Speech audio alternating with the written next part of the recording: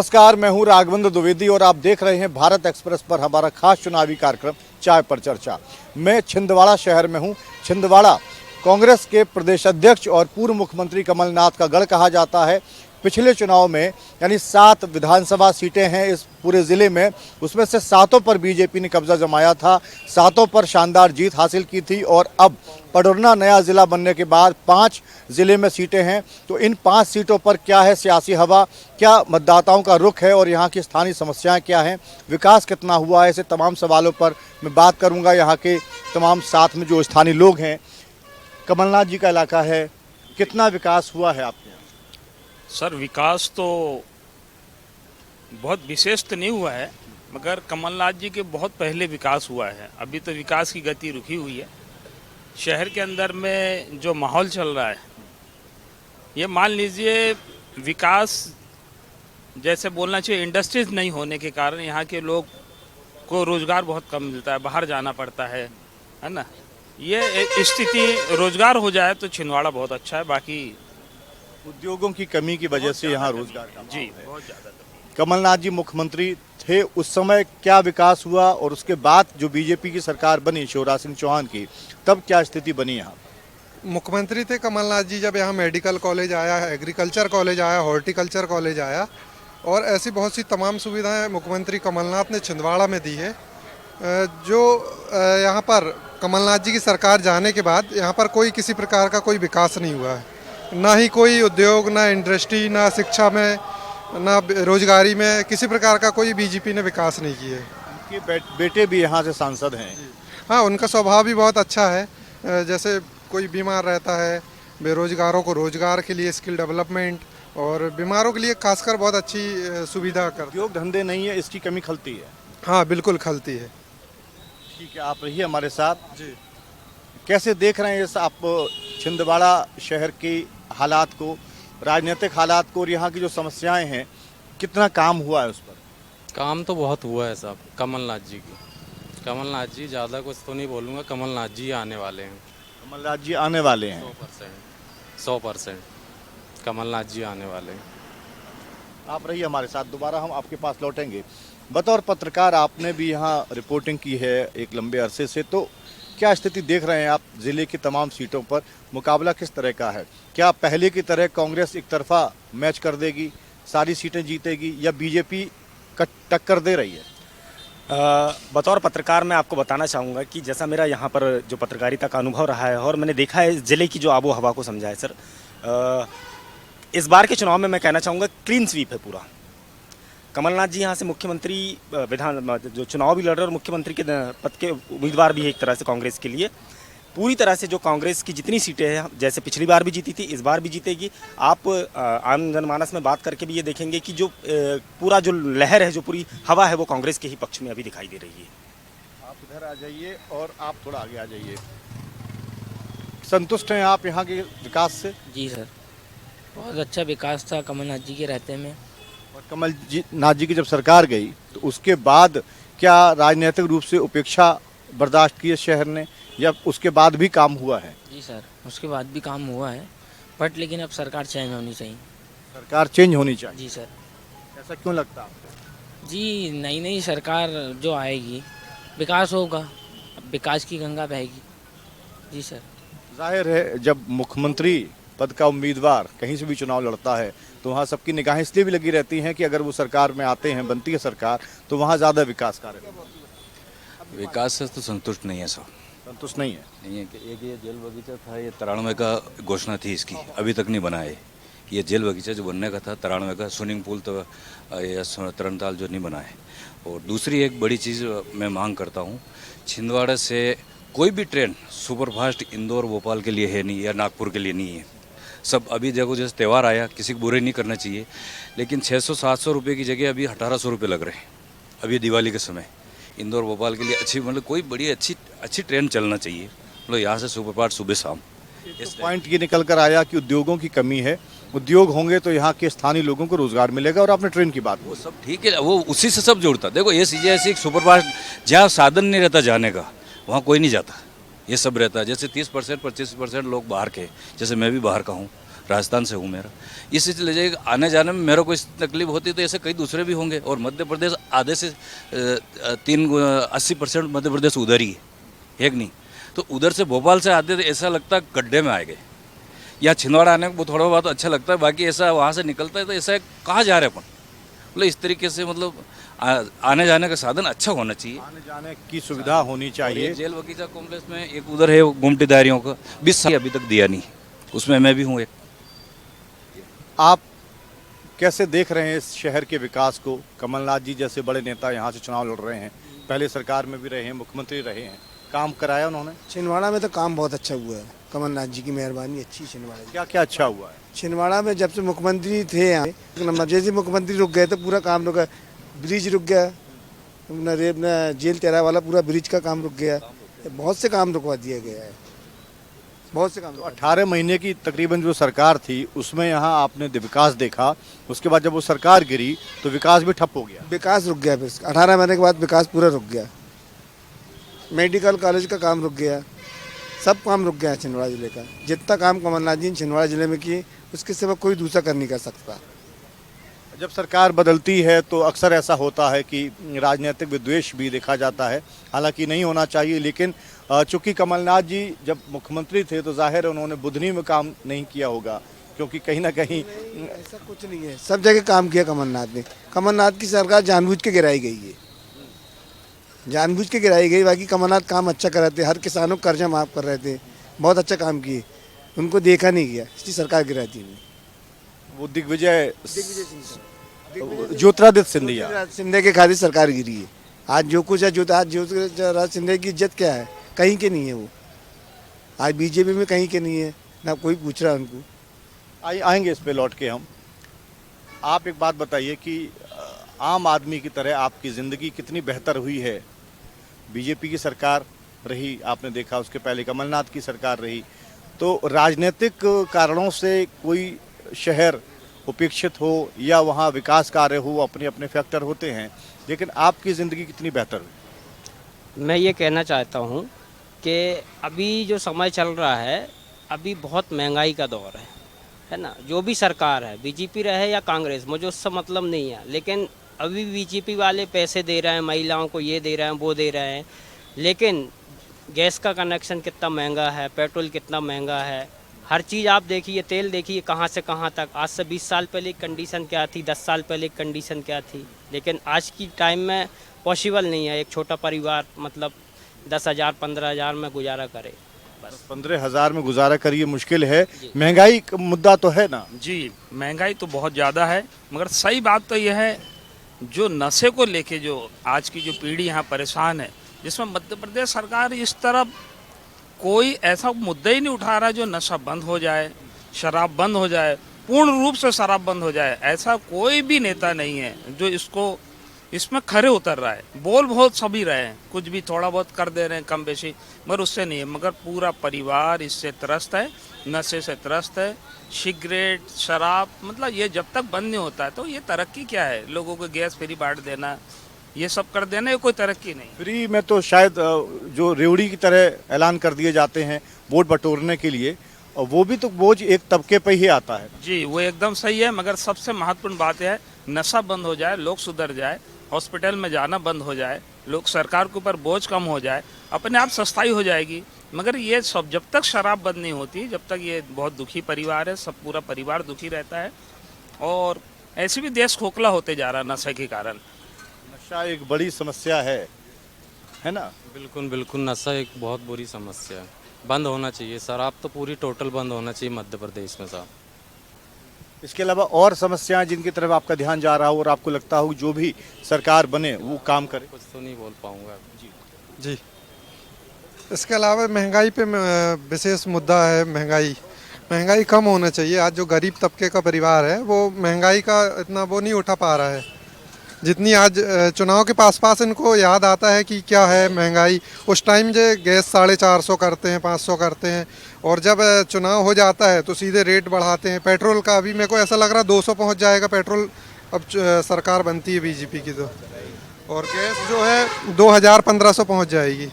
आपका कहना है कि चुने बात की लोगों ने, नशे पर भी अपनी चिंता रखी इन्होंने कि ये नशा बंद होना चाहिए। आप युवा हैं और जब उद्योगों की बात होती है, छिंदवाड़ा के आसपास उद्योग विकसित हों, लोगों को रोजगार मिले, रोजगार की क्या स्थिति है आपके शहर में? सर रोज़गार तो है ही नहीं किसी भी तरीके से। रोज़गार मिलना चाहिए लोगों को। लोग घूम रहे हैं, रोज़गार नहीं है, किसी के पास दुकानें नहीं हैं। महंगाई भी इतनी है कि आदमी रोज़गार न होने के कारण मेहनत नहीं कर पा रहा है। गुजारा मुश्किल से होता है। जी बिल्कुल।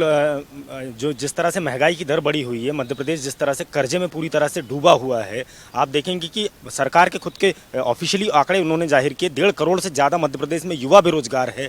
इसको देखते हुए माननीय कमलनाथ जी ने बहुत सारी चिंता जाहिर की, एक प्रकोष्ठ बनाया इसके लिए कि हम सरकार बनाते ही जो 1.5 करोड़ युवा है उनको रोजगार उपलब्ध कराने का काम करेंगे। दूसरा, एक आप देखिए, जो बच्चा पैदा भी नहीं हुआ है, मध्य प्रदेश सरकार ने इतना कर्जा ले रखा है कि वो पैदा होने वाले बच्चे पर भी पहले से कर्ज ले रखा है। मतलब आज अगर 50,000 60,000 रुपए का एक व्यक्ति पर कर्जा है, तो शासन किस बात की दुहाई देकर के आप सत्ता में आने की बात कर रही है बीजेपी? मेरे को समझ में नहीं आता है कि 18 सालों में इन्होंने पूरे मध्य प्रदेश का बंटा ढार कर दिया, मध्य प्रदेश को पूरा गर्त में झोंक दिया है। और अब सरकार ये जो रेवड़ी प्रथा बना रही है कि फ्री में दे करके लोगों को नाकारा और निकम्मा बनाने की बात कर रही है। भाई, आपने कर्जा ले लेकर के लोगों को मुफ्त में रेवड़ी बांटने की, इनकी खुद के पार्टी के आला नेता मोदी इस बात की चिंता जाहिर कर रहे हैं कि आप ये रेवड़ी प्रथा क्यों कर रहे हैं चालू। ये इससे पूरा जो लोगों को एक तरह से आप निकम्मा बनाने की कोशिश कर रहे हैं, एक तरह से नाकाम बनाने की कोशिश कर रहे हैं। जबकि सरकार को, जो मौजूदा सरकार है, उसको इस दिशा में कदम उठाना चाहिए कि हम कैसे युवाओं को रोजगार उपलब्ध कराएं, कैसे लोगों को शिक्षित बनाएं। महिला उत्पीड़न के मामले में पूरे देश में मध्य प्रदेश नंबर 1 है। बलात्कार के मामले में पूरे देश में मध्य प्रदेश नंबर 1 है। यहाँ दलितों पर, आदिवासियों पर पेशाब की जाती है। मैं दोबारा लौटूंगा, अभी वक्त है एक छोटे से ब्रेक का, बहुत जल्द मैं वापस आऊंगा। आप जुड़े रहिए भारत एक्सप्रेस के साथ।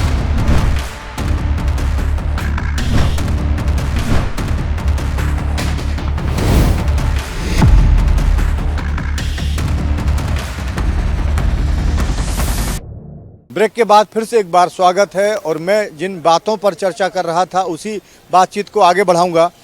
आपकी तरफ में आ रहा था, डॉक्यूमेंटेशन की कुछ बात कर रहे थे आप कि बहुत ज़्यादा फॉर्मेलिटीज़ होती हैं, आर्थिक मदद या सरकारी मदद। नहीं, बात तो सही है। खैर, उन्होंने बोला, कोई गलत नहीं बोला, बिल्कुल सही, उस बात से हम सहमत है। उसमें ऐसा डॉक्यूमेंट ऐसा लगता है जैसे देखो अभी 1-2 करोड़ को ही फायदा मिला होगा, बाकी 8-9 करोड़ जनसंख्या है यहाँ की मध्य प्रदेश में, उसमें सबको तो कुछ मिला ही नहीं है। खाली 1-2 करोड़ को मिल जाता है और पूरे डॉक्यूमेंट में आदमी परेशान हो जाता है। डॉक्यूमेंट ले लेकर जैसे हमारे पास आए, बोले तुम्हारा लेडीज़ को 1,000 रुपये 2,000 रुपये, मैंने मेरे को नहीं लेना। कई जो मैंने लेडीज़ को बोला मैंने नहीं मिलेगी, इतने कागजी कार्रवाई नहीं कर सकती। यह भी बहुत जटिल है। अरे बहुत जटिल है। डालो तो सबके एक साथ डाल दो ना, अमीर गरीब मत देखो उसमें, डालो तो एक साथ सबके खाते में डाल दो। मध्य प्रदेश में जिसका खाता है उसका डाल दो, या मत डालो। ये कौन सी बीमारी? अगर आप 1,000 रुपये योजना दे रहे हैं, बिजली के बिल तो बड़ा दे रहे हैं, आम आदमी के पेट में तो लात मार रहे हैं ना। आम जनता आप 1,000 में औरतों लोगों को दे रहे हैं, बहनों लोगों को दे रहा है, हमारा भैया की जेब तो खाली कर रहा है। आज भैया की जेब, बिजली का बिल बन रहा है, हर चीज़ में पैसे बढ़ रहे हैं। पैसा तो हमारी बहन को, हमारी घरवाली दे रहे हैं ना, उनका थोड़ी पैसा है। जहाँ मैं बात कर रहा हूँ इसी चौक पर एक डोसे की दुकान है आपकी, कितना कमा लेते हैं, गुजारा होता है आपका? हाँ, हो जाता है, थोड़ा बहुत कम ज़्यादा करके। और कमलनाथ जी ने कितना काम कराया है आपके यहाँ? पूरे शहर का काम कराया है, पूरे जिले का।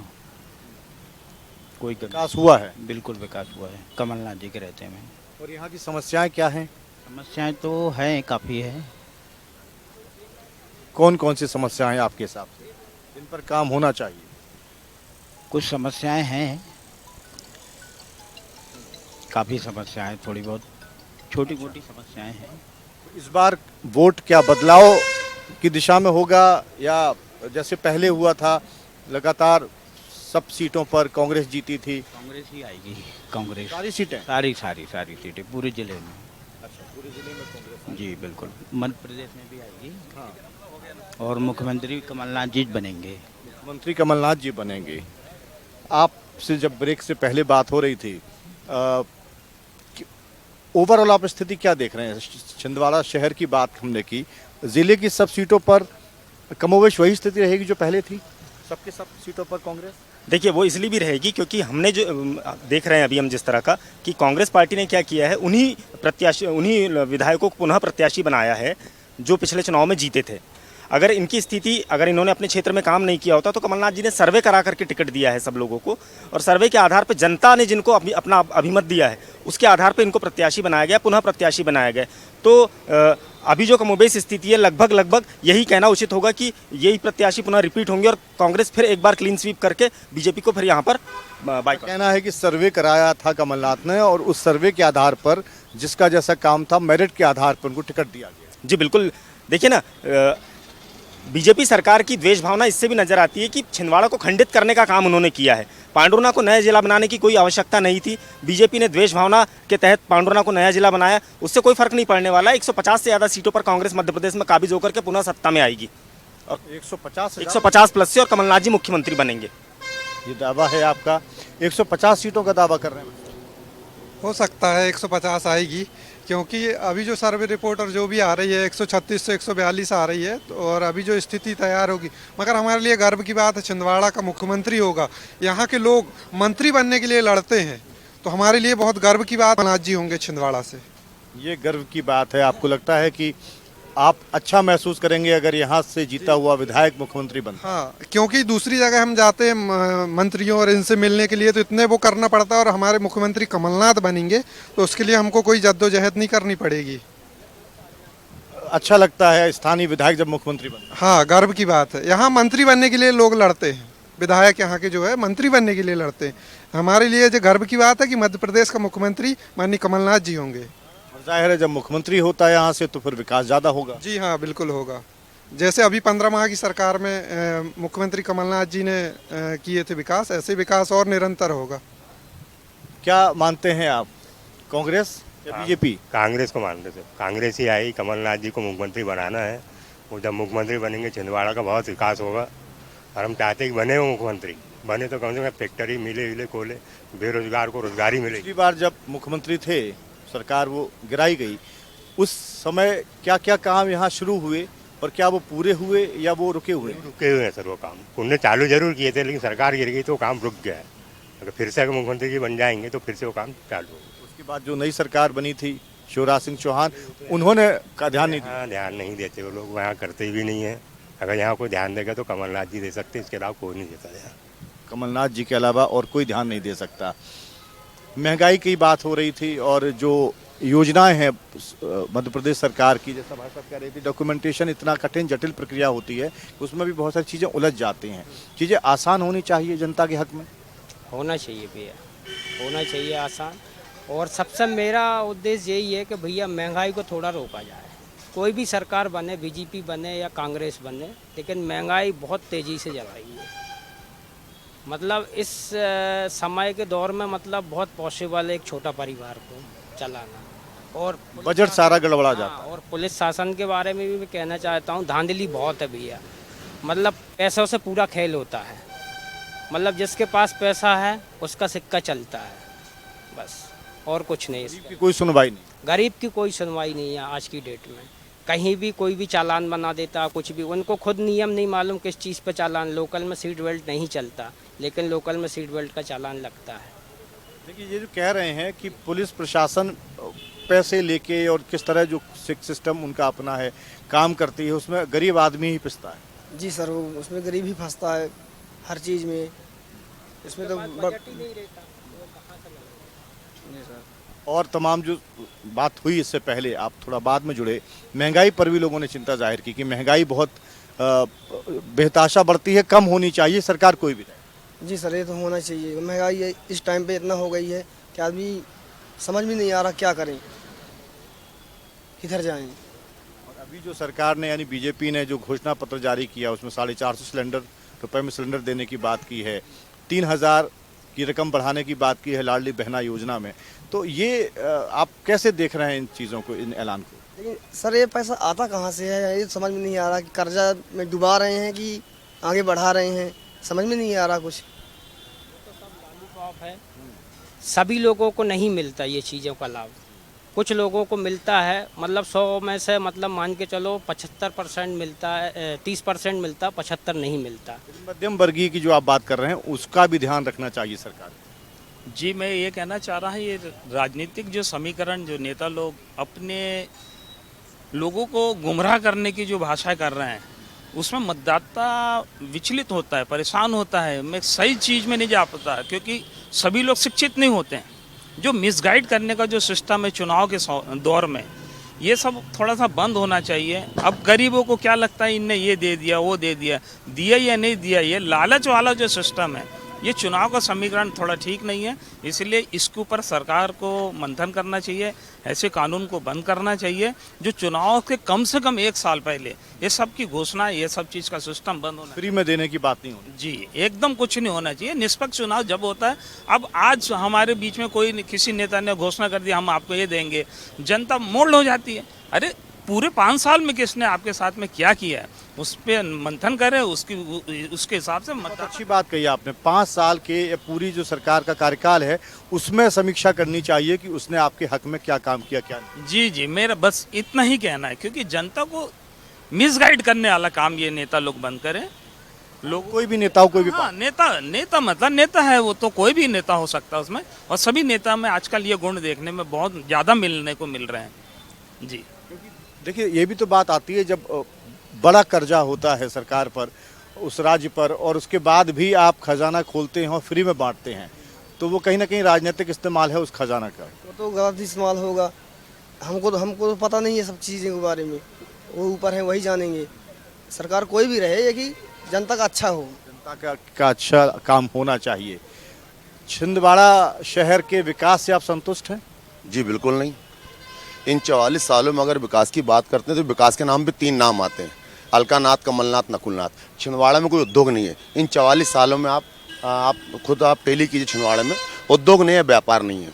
उद्योग और व्यापार जहाँ पर थे, आज उन्होंने राजनीतिक षड्यंत्र के कारण एक पांडुरंग जिला हमसे अलग कर दिया, जिसमें हमारे यहाँ रेत की खदानें थी, संतरे थे, अपना मैग्नीज था, डोलोमाइट था, खनिज पदार्थ ज़्यादा थे।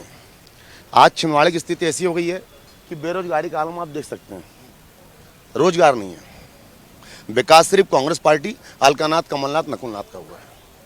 इनका व्यक्तिगत विकास हुआ है, जनता का विकास नहीं। आप देख ली, जनता का विकास हुआ होता, छिंदवाड़ा में उद्योग बताइए ना, व्यापार नहीं है। सवाल मैंने शुरू में उठाया।